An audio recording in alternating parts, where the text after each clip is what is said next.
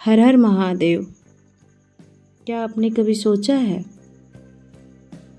कि चंद्रमा हर महीने घटता और फिर बढ़ता क्यों है? क्या यह केवल प्रकृति का नियम है या इसके पीछे छिपी है भगवान शिव की एक अद्भुत लीला?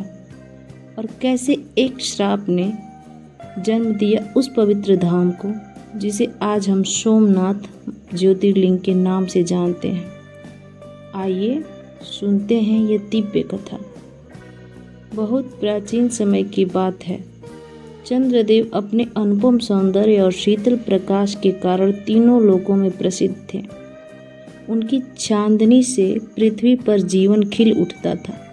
वनस्पतियां हरी भरी रहती थीं, औषधियों में शक्तियां बनी रहती थीं और समुद्र की लहरें भी उनके आकर्षण से लयबद्ध उठती थीं।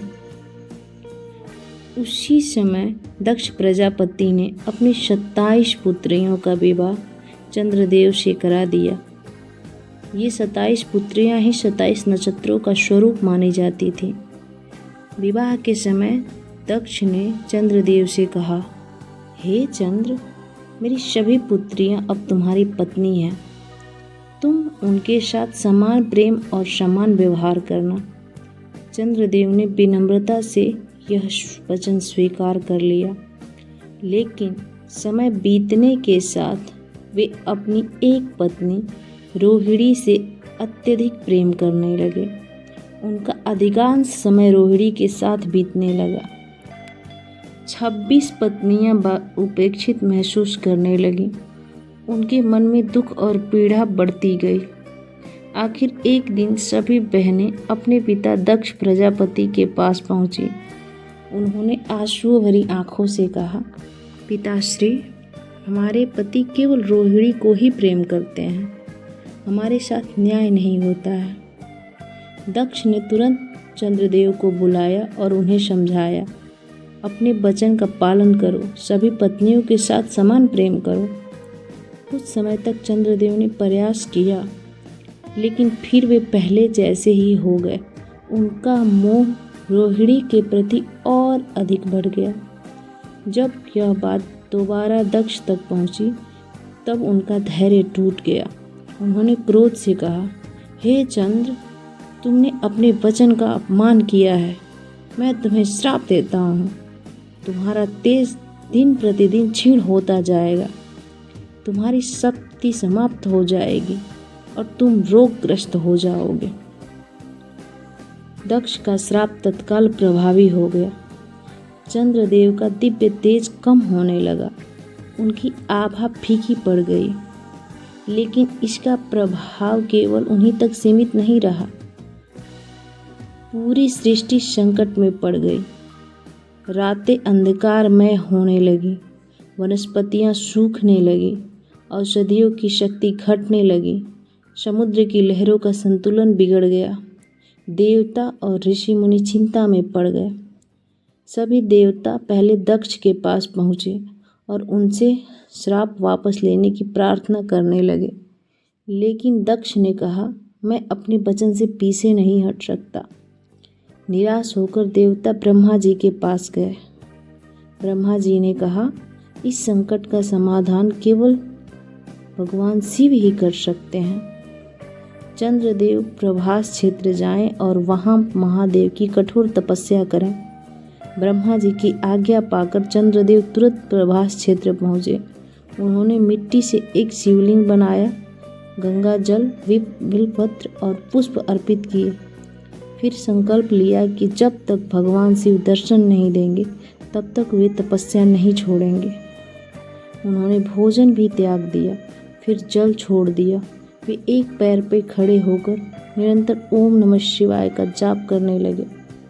दिन बीतते गए, महीने बीतते गए, फिर वर्षों का समय निकल गया। भीषण गर्मी आई, वर्षा आई, कड़ाके की ठंडी आई, लेकिन चंद्रदेव की तपस्या नहीं टूटा।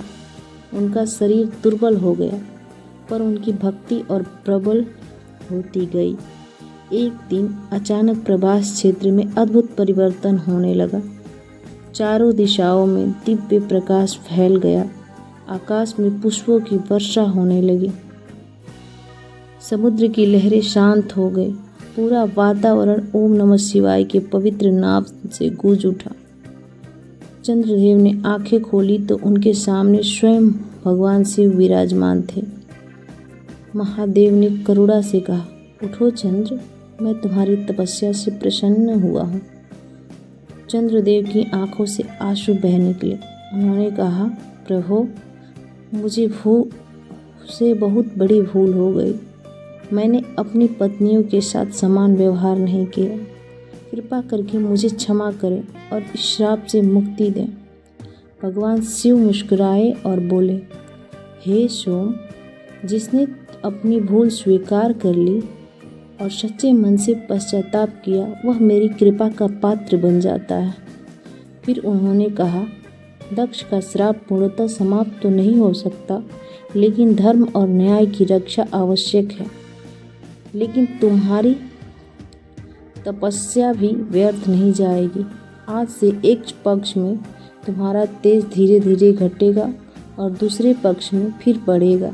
पूर्णिमा के दिन तुम अपने पूर्ण तेज को प्राप्त कर पाओगे और अमावस्या के समय तुम्हारा प्रकाश लगभग लुप्त हो जाएगा। इतना सुनते ही चंद्रदेव का खोया हुआ तेज वापस लौटने लगा। उनकी शीतल चांदनी ने फिर से पृथ्वी पर अपनी प्रकाश फैलाई। वनस्पतियां हरी भरी हो गई और सदियों में जीवन लौट आया। देवताओं ने आनंद और पुष्प वर्षा की और तीनों लोकों में हर हर महादेव का जय घोष गूंज उठा। तब चंद्रदेव ने भगवान शिव से एक और प्रार्थना की। उन्होंने कहा, प्रभु, आपने मुझे नया जीवन दिया है। कृपा करके इस प्रभास क्षेत्र में सदैव निवास करें, ताकि आने वाले युगों में भी भक्त आपकी कृपा प्राप्त कर सकें। भगवान शिव ने प्रसन्न होकर कहा, तथास्तु। आज से मैं यहाँ ज्योतिर्लिंग के रूप में सदैव विराजमान रहूँगा। तुम्हारा नाम सोम है, इसलिए इस ज्योतिर्लिंग का नाम सोमनाथ होगा, अर्थात सोम के नाथ। उसी क्षण वहाँ दिव्य ज्योति प्रकट हुई और भगवान शिव ज्योतिर्लिंग के रूप में प्रकट हो गए। देवताओं, ऋषियों और गंधर्वों ने उनकी स्तुति की।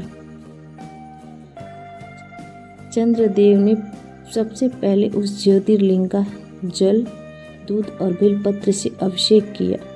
तभी से सोमनाथ में जलाभिषेक और दुग्धाभिषेक की परंपरा विशेष पुण्यवाही मानी जाती है। समय के साथ सोमनाथ की महिमा पूरे भारत में फैल गई। लोक परंपराओं में माना जाता है कि अलग अलग युगों में इस मंदिर का कई बार पुनर्निर्माण हुआ है।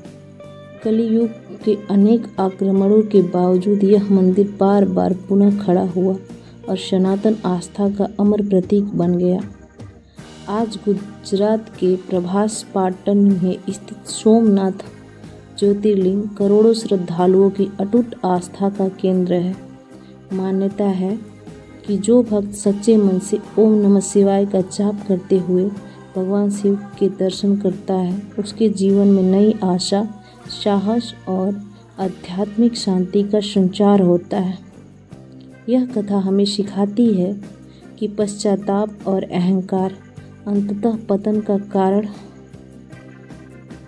बनते हैं, लेकिन अपनी भूल स्वीकार करके सच्चे मन से ईश्वर की शरण में आने वाला व्यक्ति कभी निराश नहीं होता।